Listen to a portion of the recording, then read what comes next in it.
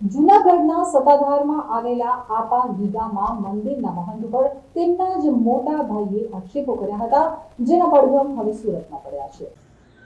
જૂનાગઢના સત્તાધારમાં આવેલા આપા ગીગામાં મંદિરના મહંત ઉપર તેના જ મોટા ભાઈ વિજય ચાવડાએ આરોપ લગાવ્યા હતા, જેમાં વિજય બાપુએ વહીવટમાં ગોલમાલ કરતા હોવાના આરોપ લગાવ્યા હતા।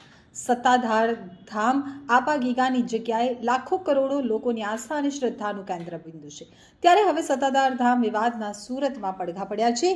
સત્તાધાર ધામના વિજય બાપુના અનુયાયીઓ દ્વારા આજે જિલ્લા કલેક્ટરને આવેદનપત્ર આપવામાં આવ્યું હતું, જેમાં તેમણે સત્તાધાર ધામને બદનામ કરવા માટે કેટલી ટોળકીઓ સક્રિય થઈ હોવાની વાત કરી હતી। તેમના દ્વારા આખું કાવતરું ઊભું કરવામાં આવ્યું હોવાના આક્ષેપ થઈ રહ્યા છે। તો આરોપી વસંત ચાવડા, જે અમરેલી ખાતે રહે છે અને એક યુટ્યુબ ચેનલ ચલાવે છે, તેમના ઉપર આક્ષેપ કરતા જણાવ્યું હતું કે વસંત ચાવડા સનાતન ધર્મને બદનામ કરવા તથા ગુનાહિત કૃત્ય કરવાનો ઇતિહાસ ધરાવે છે, જ્યારે બીજા આરોપી નીતિન ચાવડા ભાવનગર વિજય બાપુના પૂર્વાશ્રમના મોટાભાઈ છે, જે પોતાની રીતે મનગઢ અને પાયા વિહોણા તેમજ તથ્યવિહીન આક્ષેપો કરી તથા વિજય બાપુનું ચરિત્ર હનન કરવાના દુર્ભાગ્યપૂર્ણ કાવતરા અને કૃત્ય કરી રહ્યા છે।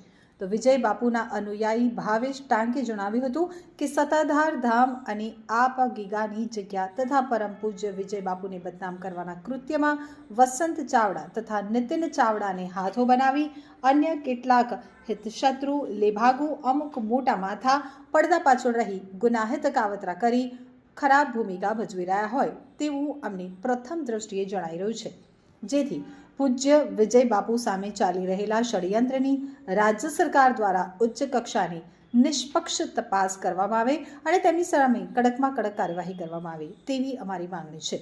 અમારી ધાર્મિક તથા સામાજિક લાગણીને ઠેસ પહોંચી છે અને અમારી ધાર્મિક લાગણી દુભાઈ છે, ત્યારે ઉપર જણાવેલા આરોપીઓ તથા તપાસમાં ખુલે તે તમામ સામે કડકમાં કડક કાર્યવાહી કરવામાં આવે તે માટે અમે આજરોજ કલેક્ટરને આવેદનપત્ર આપી કાર્યવાહી કરવા રજૂઆત કરી છે।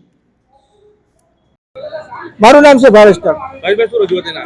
રજૂઆત એવી છે, છેલ્લા ઘણા સમયથી સત્તાધાર વિરુદ્ધ એક ષડયંત્ર ચાલી રહ્યું છે। મીડિયાનો દુરુપયોગ કરી આ ષડયંત્રને ભ્રામક જે માહિતીઓ છે ફેલાવવામાં આવી રહી છે। આની પાછળ મોટા માથાઓના હાથ છે અને મોટા માથાઓના નામ ખુલે તો આ ષડયંત્રની અંદર કેટલા મોટા પ્રમાણમાં ષડયંત્ર છે એ બહાર આવી શકે છે। સનાતન ધર્મ, સત્તાધાર અને સત્તાધાર અમારી ગુરુગાદી છે, 18 આલમનું આસ્થાનું કેન્દ્ર છે, એની અંદર આ ષડયંત્ર છે ચલાવી લેવામાં નહીં આવે। આનાથી સનાતન ધર્મ અને સત્તાધાર બદનામ થાય છે। સુરત કલેક્ટર મારફતે ગુજરાતના મુખ્યમંત્રીને અમે આજે આવેદનપત્ર દેવા આવ્યા છીએ કે આજ ઉચ્ચ કક્ષાની કમિટીનું નિર્માણ થાય અને એ ઉચ્ચ કક્ષાની કમિટી આ સત્તાધારની અંદર ચાલી રહેલ ષડયંત્રનો પર્દાફાશ કરે અને સમગ્ર સનાતનીઓને જણાવે કે ગુજરાતની અંદર જે સનાતન ધર્મને બદનામ કરવાના કાવતરા ઘડાઈ રહ્યા છે એની પાસે કોઈ વિઘ્ન સંતોષી લોકો અને ભૂમિકા ભજવી રહ્યા છે। ષડયંત્ર એવું છે કે ભાઈ નીતિનભાઈ છે, એની પાછળ કોણ છે? સત્તાધાર બચાવ સમિતિ કોણ છે? એ બચાવ સમિતિના નામ જાહેર કરો અને જો સત્તાધાર બચાવ સમિતિ કોઈ એક પક્ષની હોય તો એ નામ જાહેર કરી એને જે કડકમાં કડક કાર્યવાહી કરવામાં આવે અને એની પાછળનો એ લોકોનો હેતુ શું છે એ પણ જાહેર કરવામાં આવે।